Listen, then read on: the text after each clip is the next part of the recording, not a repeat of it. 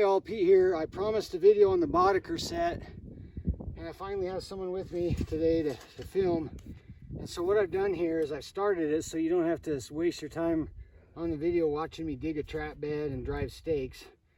But as you can see, I've got two traps here. One's a number 4, one's a number 3. I got 2 holes here, and I got my backing. I've put the traps in the bed. I've covered their pans with coffee filters is what I use, and I've got a stick underneath the slack jaw to make sure that that doesn't move. That's a little something that I do. So I'm going to start sifting this dirt in. All that white is calcium chloride. That's what I use for freeze proofing. I'll save some clods for guiding, but I don't need to save all of them.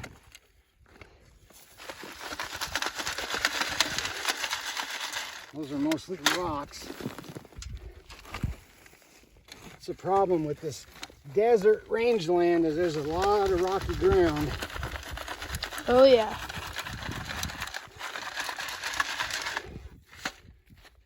So after I sift some dirt in there, I like to pack it down a little bit. These long spring traps pretty much bed themselves as long as you know, cover them good, but I pack a little bit.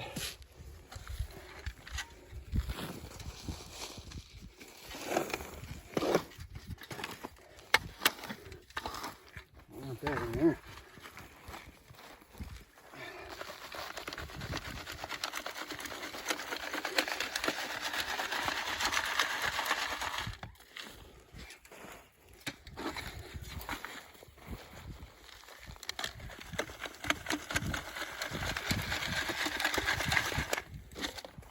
I'll clear the pans off.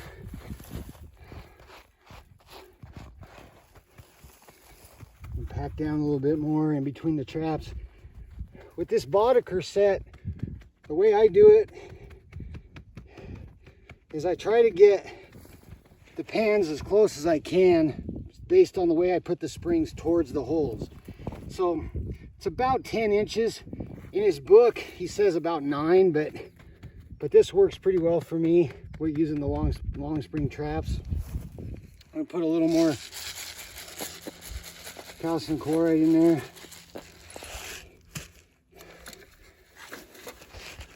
I might have to get some dirt from another spot, but let's see how much I can get here.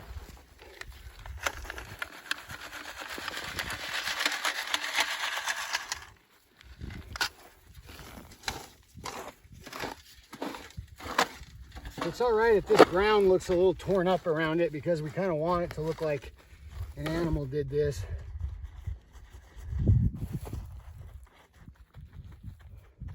See, they're not moving at all now. That's the cool thing about long springs is they pretty much kind of bed themselves. You don't have to pack crazy.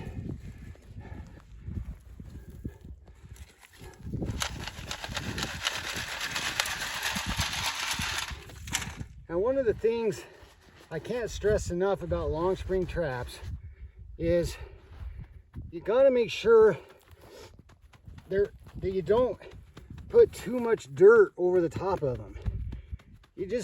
I put about 3/4 of an inch over the springs, maybe a 1/2 inch over the jaws, and a 1/4 inch over the pan. So see, we're about there. So what I'm going to do is I'm just going to sprinkle a little bit more of that, put that there, and this will do it, I'm pretty sure. Just about. Now, kind of flatten it out, and I've got a pan there, and I've got a pan there. Now I can see part of my jaw right there, so I'm gonna have to borrow some dirt. There. Now, I know where my pans are, so I'm going to use some clods to do some guiding. You don't want to use rocks, you want to use dirt clods, because that way they'll break when the trap fires. And then I don't want any rocks in here, but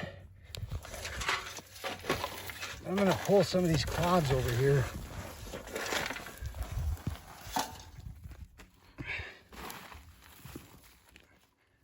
That's a rock. Let's kind of put some clods down the sides and up by these holes. So it looks like something's been digging. There, and that's, well, I better take that off my pan, huh? There, I got good guiding. You know, it doesn't look too formulated or structured. And Coulter, come back over here to this side now, please. I'm gonna go ahead and bait this up. So,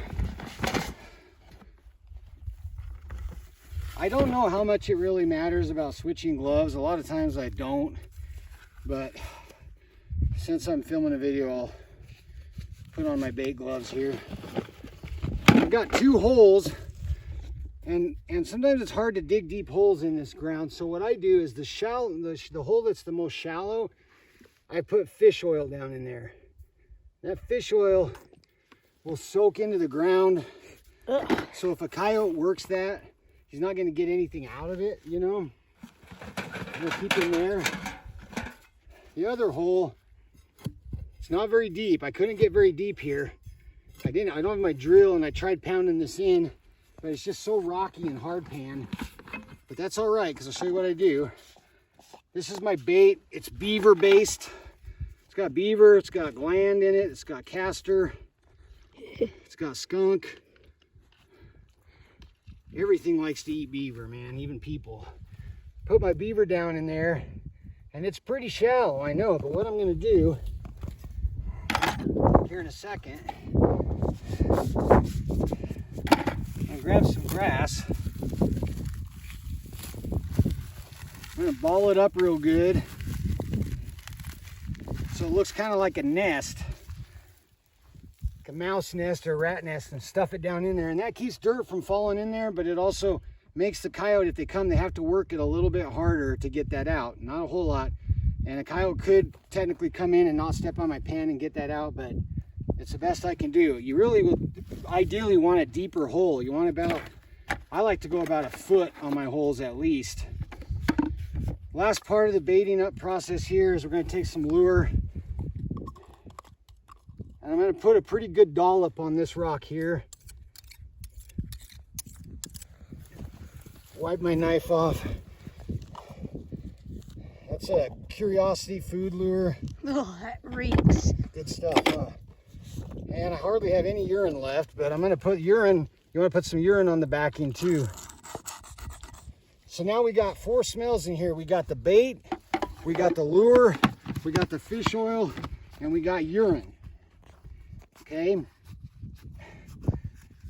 So that thing's about ready to go.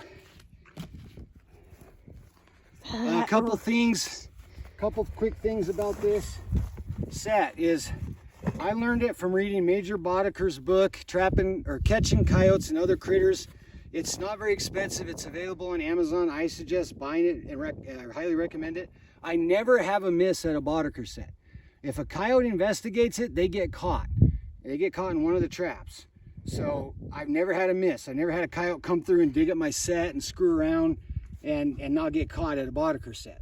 And so that whole idea that 2 traps are better than 1 is good. So that's something that I would recommend you doing. Coils, I'm sure it's a little easier because they take up less space. But the idea is you got about 9 to 10 inches here, and then they're offset 2 to 3 inches back from each hole, 9 to 12 inches, okay? You got lure on the backing, urine on the backing, fish oil in one hole, bait in the other hole. Last thing. Thanks for watching my videos. If you like them, subscribe. And if you like Westerns, I wrote a book called Basco, The Adventures of Jesse Echeverry. It's a modern day Western about a trapper who lives in Northeast Idaho. It's available at www.jpsbill.com. I'll put the link in this video. I'd appreciate you supporting and buying the book because all the proceeds are going to a nonprofit called Sacred Heart Ranch of Idaho that helps women 18 to 25 who have experienced trauma. helps them recover. It's a nonprofit my wife and I are building. So anyway, that's it. Remember, God is great, guns are good, freedom is precious. See you down the line.